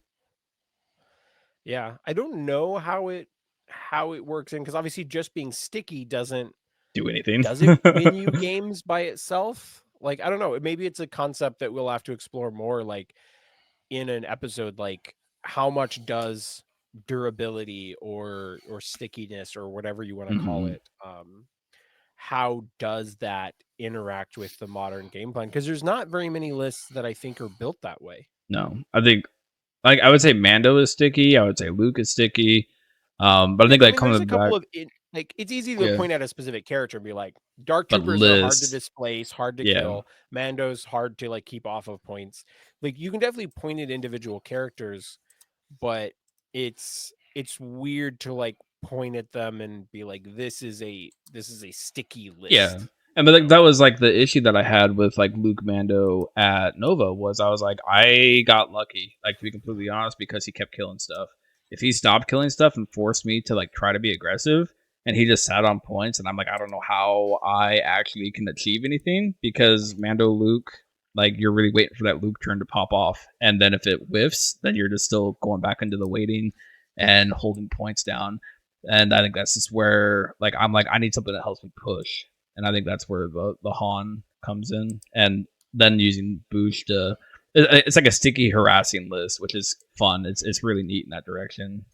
Maybe it's a list that's truly even in all of them. Like, you've got some relocation, you got a little bit of revenge, you've got a little bit of displacement, and you've got a little bit of murder in there too. Maybe at its Yeah, core, it's just a a little bit of universal everything. list. Yeah, Yeah, it's got a bit of everything. absolutely. I gotta admit, I would never have expected you to stick with Luke. I know, right? Is this because of how much shit we gave you? Like, were you like got defiant with us? You're like, well, He's got to fuck you prove a guys. point. Yeah, like now, like, is it that, or is it genuine? You're like, I enjoyed playing this and I want to do more with it. No, so what's funny is, like, the only thing I don't like about Luke's card is his identity, because I'm just like, most characters have like an identity that pushes like towards an end state, like it's helping you achieve a game state. Luke's identity doesn't do that. It's really just protecting himself, and that's really it. And I still don't really like it, and I kind of forget it's there most of the time. But it's also like, when you really look at Luke, what he's actually doing, he is very much. I think I'm killing Accuser right now. I don't know what. Do you not like being immune to expose and pin when you're like in reserve? Like that. That's not an identity. That's not an identity. You have supports that have that as an innate ability. That is not an identity. Yeah, something that helps define most characters that are primaries, and then I get something that supports have just innate. They don't have to pay for it, nothing like that. So like Luke has this really cool thing. Sure, it's a great ability, but the fact that it's in that spot for identity is what irks me. Where else are you gonna put it on the card? There's enough card text there. But that's my point. Is like, it's kind of like Hondo, where Hondo's identity is cool. It does something. It does progress game state. But Hondo's real identity is inspiring stories. I think Luke's real identity is the fact that he's hard to remove. He's hard to, like, just like his overall character as a whole is more so his identity. And they just decided to put that there. Plus, they've got to save something for the inevitable Empire Strikes Back Luke, right? Like, Yeah. I'm with Accuser on this one. I've said this from the get-go. I hated when Luke was first revealed and people were like, I don't like this identity.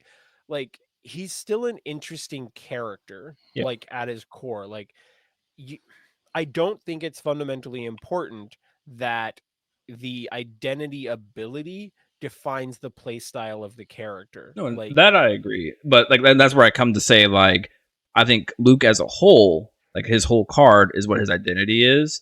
But it still irks me that it's in that spot of the text. Like, I would rather him just not have an identity slot and get not just the be fuck innate. over it. that's a I'm weird from take. Washington. You'd rather I just am have from him not have an Washington. identity and just make that innate. Like, I am from defeats- Washington, and I'm a snowflake, and I whine about stupid things.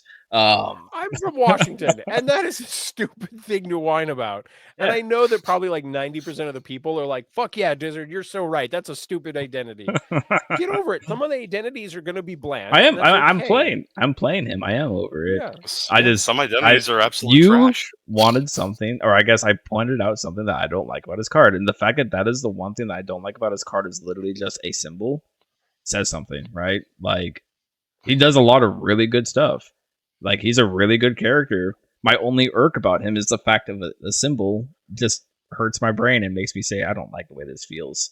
And that's about it. Like, he does everything else that I like. He shoves, he moves, he can move people. Like, he's got a lot of cool stuff going for him. No, and I really like the combination here, because with Luke and Han Solo, like the classic, like in Legion it was called Flyboys when you ran Luke and Han together. But being able to, like, I mean, put Luke in reserve, he's immune to pin, he's immune to expose. Han can then move him with we'll do it real quiet. Like I really like a lot of the synergies that you're exploring there. That, I mean, I just kind of chased Spectres when it came out and stopped trying Luke out, but like I love that you're exploring that, and kind of in a unique way where it doesn't lean on Rebel necessarily, but because I think that's one of the cool things about Luke. He's tag agnostic. Like, he doesn't need to run with Rebels to work. But then Han brings benefit to him being a Rebel, and I'm excited that you're exploring that, and I want to hear more about it. Oh, it's a good time. Any other question for you? Just because I have been wanting to put Luke on the table, or like give me an excuse to paint him so that I will put him on the table. And I'm both interested in playing Luke and interested in playing Han. Not sure if I want to play your exact list. Do you have thoughts? Because you played Luke and Mando together in the game at the GT. How do you feel about Luke Mando as a combination, trying to fulfill this like fuck your wounding list? I think it comes back to what I was saying and why I went Han over Mando. And that's, you need to bring something in there in those secondaries and supports lists that's going to actually push an agenda, instead of just like, I could take a hit and I can move back onto points. And that was my big issue with Luke Mando, is the way I had Mando built, which was to supplement Thrawn, didn't really work with Luke, because yes, Dark Troopers are good, yes, DT is good, but it was literally like Luke, Obi-2, Bar-2, Mando, DTE, and DT is 100% I am sitting on this point, I'm going to stay on this point, I'm not moving from this point. But it also says, I'm not really pushing anything. I can try, and I might get lucky, but I'm not really like able to push any envelopes where I know I can go and take this point this turn. Or unless it's like Mando or Luke themselves. Like, DT are good at it, but you can still like just get a bad DT turn.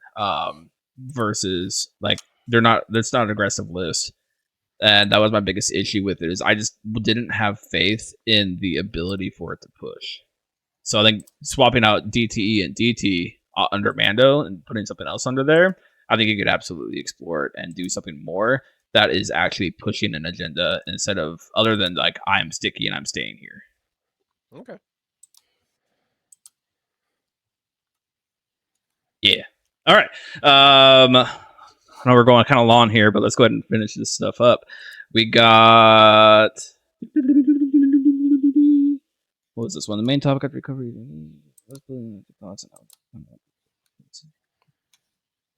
Omnis, you want to take this one? It's your little bit about playing Tag X, making specific character work, building for struggle. We kind of hit on it throughout the entire discussion. Yeah, we kind of just got into that. I don't think it needs to be its own thing now. Okay, all right then. Unlearn?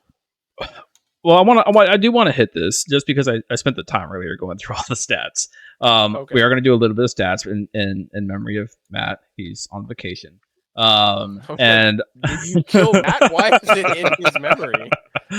In his honor might be a better phrasing. In his Matt is honor. Not dead, listeners. Fill his role. He's fine. He's out with all right cousins. I think. So going through all the GTs that have happened and Adepticon, I went through and added up all like the winning lists and compiled like the primaries that were present. And this it actually surprised me, because I'm so used to competitive scenes being so dominated by like a very small percentage of what's available. And after adding it up, we've got Maul, Kanan, Dooku, Mando, Iden, Leia, Thrawn, Vader 2, Vader 1, Cad, Grievous, Hunter, Hera, Mother, Grand Inquisitor, and Lumi. That is 16 out of the available 30 primaries. There's 34, but I'm not counting the 4 that we don't have yet. but 16 out of 30 available primaries in the past since Adepticon. So what's 8 months? Or sorry, 6 months? Oh I yeah. can math. So in the past 6 months, Can sometimes 10 events that like I'm considering GTs and Adepticon like these big events because they're gonna draw the most competitive people because it's a GT.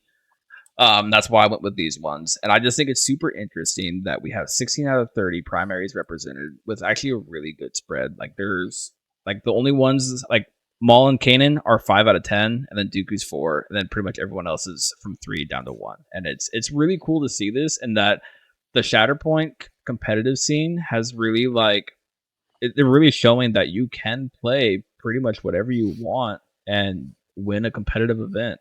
And I love that. And what are your guys' thoughts? I mean, we kind of talk about it a lot, but I think that it kind of reinforces the point that we say, like, you can make most anything in Shatterpoint work if you give it enough time and reps. I mean, there's some, I mean, Grand Inquisitor and Bane are on that list, which I don't think anyone's like necessarily saying they're S tier, but like you can win a GT with them being played in the majority of your games. Like they're not lessening your list by being there. And I would be shocked if that list didn't grow. I don't. I mean, that's half the models in the game. I'm sure Logray could do it if you really put the reps in. Was Logray on the list? No, not for winning list. He's top cut list, absolutely. He's made top cuts for sure. If you did top cut list, this list grows even more, and it's just crazy. Yeah, and that's great. It shows that the game's fairly well balanced internally. Most everything's got potential to work. I don't think this game has a lot of stuff that's relegated to like kitchen table play like some other games do. Like I think you can make most anything work if you're trying to be competitive with it. Yeah, absolutely. So what I will say is I want to stress, and I feel like I'm going to do this every time we say this on the cast. Whenever we say something like you can win with almost anything, I want to stress that it's primaries. Yes. I think Yeah. AMG has done a very good job of making it so basically every single primary could have a place in a premier list. Some are obviously going to be more common than others, but I think the absolute worst primary still could be in a GT winning premier list in that right combination. And where they've taken the like the strategy game list decision feels like it's in the secondary and support slots, which I actually think this is genius on part of AMG going, we're still going to give you that list discretion where you're going to have to figure out what works and what doesn't, but we're just not going to do it with the primaries. We're going to do it with the secondaries and the supports and try to make it so all primaries are viable. And if this was an active choice that they made, like, oh, it's cool that there can be Rex and there can be Cody, we're fine with that, but we're not going to have that big of a discrepancy in the primaries. And if that was done intentionally, I think that's just fucking brilliant, and I love it. And that's totally fine. It's okay for some supports to suck, like that's fine, but it's cool that nobody's favorite primary is going to suck. Yeah, and I first had to crawl for Arf to run, right? Yeah. But I think it's a very this very list true point. defends that, right? Yeah. Because the list essentially is saying that a wide variety of primaries are making it. And we could easily, like, you start going through that list, and those numbers could be very easily different if you look at the top tables and go, how many, if we start looking at all the top tables lists and include second place, how diverse is that? And it's probably really fucking diverse. It adds almost like it adds like 10 to the list. It almost hits all of them. Like it's crazy. And that just shows like you genuinely can, you're not going to see 4 of the weirdest primaries all together most of the time. We're not all Cody.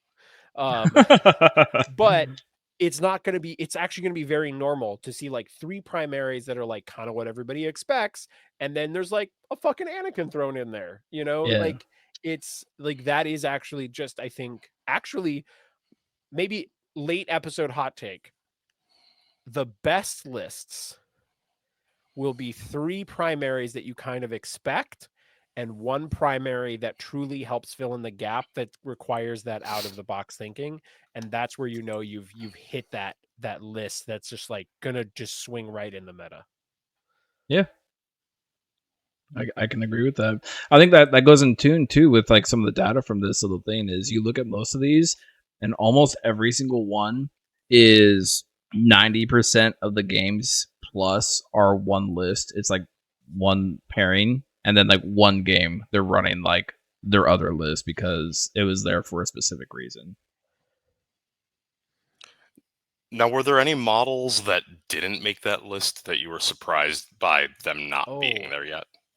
Oh god, Really. where's the easiest where I have to look at this list again if I'm going to Oh, answer that it's question. if you here, I'll just put it in cast chat. I looked at it. I'll I make looked at it easy. earlier, but not close enough to answer that question. I'll put it in cast chat real quick. Oops. Yeah, that's fine. All right, there it is. Okay. Dizzard, you can answer first, and I'll. For me, honestly, I was more just blown away with the fact of how wide it is, and just like for people taking this That's game not in a a fucking competitive... answer. Answer his Yeah. goddamn question. Come on, No, man. I am answering it. Okay. I'm answering. No, you are not. I That's didn't like think about answering that. which is your favorite Ninja Turtle, and you say Splinter. You That's not a fucking told answer to that. That is my answer, though. Actually, there was a time long ago where you said that, Dizzard, sometimes when you answer questions, you make me think of a politician. Yeah. And I'll never forget that. Anyways, honestly, no, like there really isn't. Like I looked at it, and my first thought really was like, "Wow, there's a lot of primaries here. This is crazy." But as far as like themes that should be out there that I would expect to be out there, that's not. I'm more surprised by things that are on there than aren't on there. So, if I had to pick one,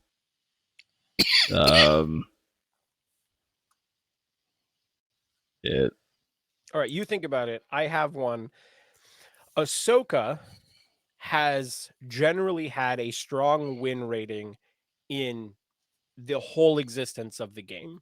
Like if you go back and you look at where things were at the end of 2023, Ahsoka was in a lot of very high win percentage lists. There was a like Dooku Ahsoka was like 70+% win rating. You saw Ahsoka Lumi, and there was no Ahsoka wins here. And I don't know why that is. So I'm going to say that Ahsoka surprises me. I would not say that any character on that list actively surprises me, because I think every character on that list has a valid reason for being there. Mhm. But I'm just surprised. And I think Ahsoka's been in the top cuts many times. I'm just surprised that Ahsoka hasn't gotten a win. Would be the one that surprises me. I If actually I'm reading- miscounted. I missed Obi. Miscounted. So there's actually 17, not 16. Okay, so Obi-Wan did Okay, make it. never That mind. There takes is my one one. that surprises me. There's in there. Ow. Can't believe Obi made the cut. All right, so for That's me, weird. I got it. For me, it's Moff because of like how like up in arms the community was about Moff, and then he's not once been in a winning list for a GT. Bet he's been top tables so many of I those know. games, right? Like my GT, like Matt was playing Nova. Gideon. Like Gideon was top tables so many times. Yeah, was he really not? Like Gideon never made it. Oh, he's never been I the think I winning list. overlooked that. Yeah, he's never been the winning Damn, list. that is a little surprising too. Accuser, do you have one? His was Moff. I mean, I was gonna say Obi-Wan, and then this was like I got the list wrong and missed that, and then I was gonna say Moff Gideon, and he took that from me too. I can't have anything. Let's see.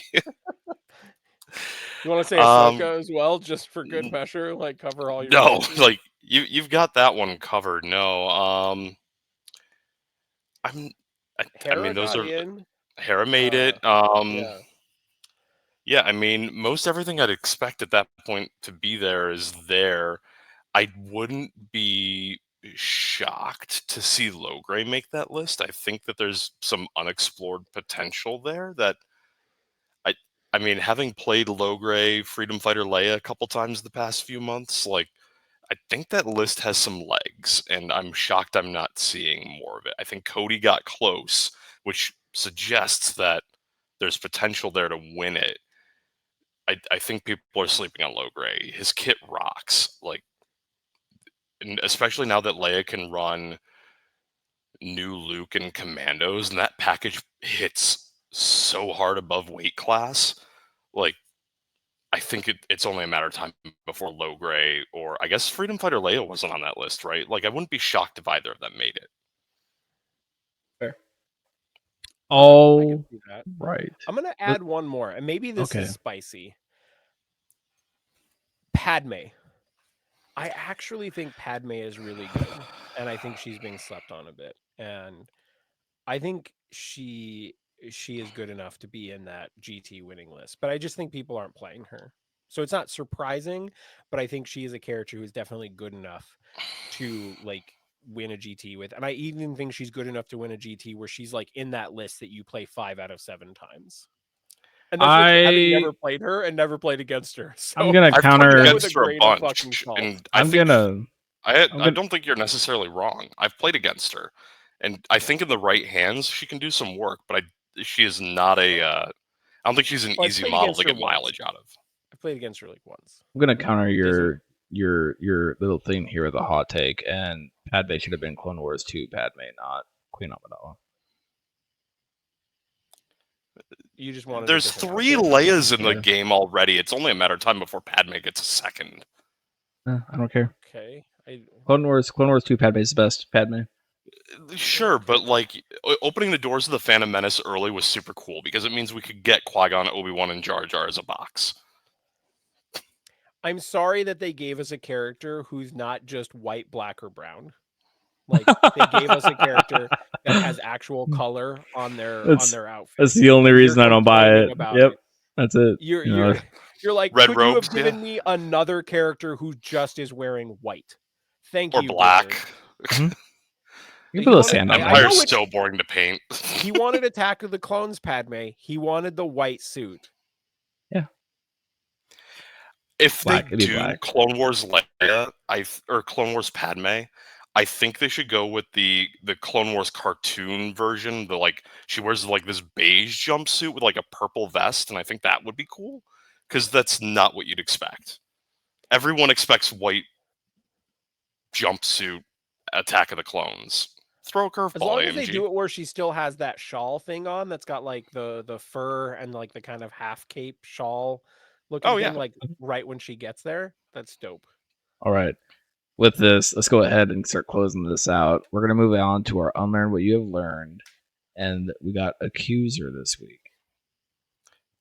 I think we've got a fairly good segue here. We just named 17 primaries that can win a GT out of a list of 30 today, 34 by end of November, if we're counting that right. Go pick up one of the other models, try it out, get some reps, and put it on the table. Maybe it'll surprise you. I mean, Moff Gideon definitely not being on the list surprised me, and maybe that's some low-hanging fruit. But go pick up your Padmes and your what else did we name? Logray. Go run with Padme and Logray, not at the same time. That's probably not good, but like pick up those models and try them out because there's still potential to be explored there.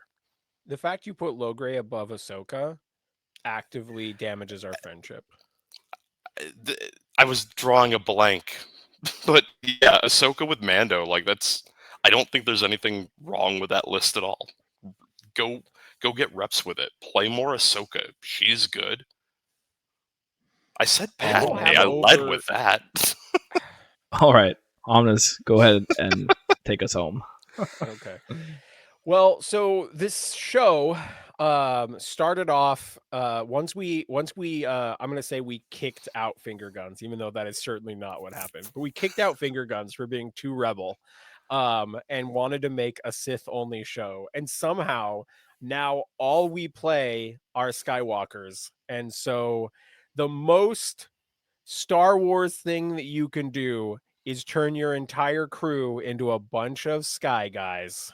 Sky Boys. That's what I wanted. I was trying to make the reference to Flyboys. Sorry I fucked that up. We're the Sky Boys cast.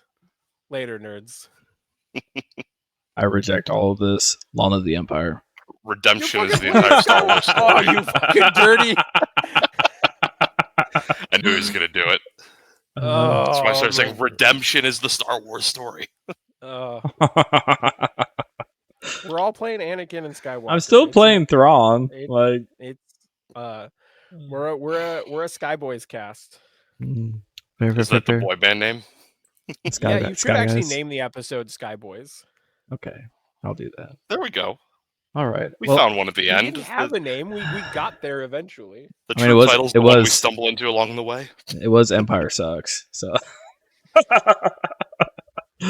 Oh man, what is Matt?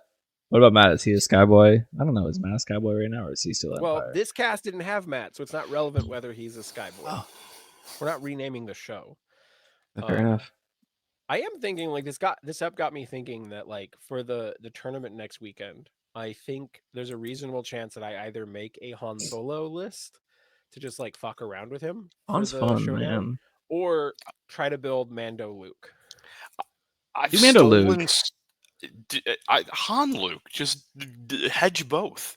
But I mean, having played Han a few times, both in like he's my highest ranked model technically on Longshanks with a 2 and 1, so like 67%. But even in the like the non-ranked games that I've played with him, like I've actively stolen more struggles from people than anything else. Like you can be one cube away from scoring out, and either changes how they approach things, or you just steal it from them and you hit the ground running on their objective choice. Like it just throws so much tempo off. I Well, there's love also like if I don't Han's play kit. Mando, I don't actually care whether or not I win games. Because if Oh, there I'm you playing go. like Han Luke, I can just kind of go in and not care. Where there's always a part of me that's like, I don't want my Mando record to look bad on Longshanks. I don't care if my Han Solo record goes bad. Like if it just doesn't work. Play So Han Luke. there is a It's a good freeing time. aspect. I've had to learn to stop caring, because if you look at my record, it's like absolute shit. My Mando is 0-1. My Charming Leia is 0-1. Even my Kanan's sub 50%. Don't look at my Longshanks record. It's tragic. All right. With that, thank you everybody in the Twitch for hanging out with us. We will catch you next time. Later. Bye, guys.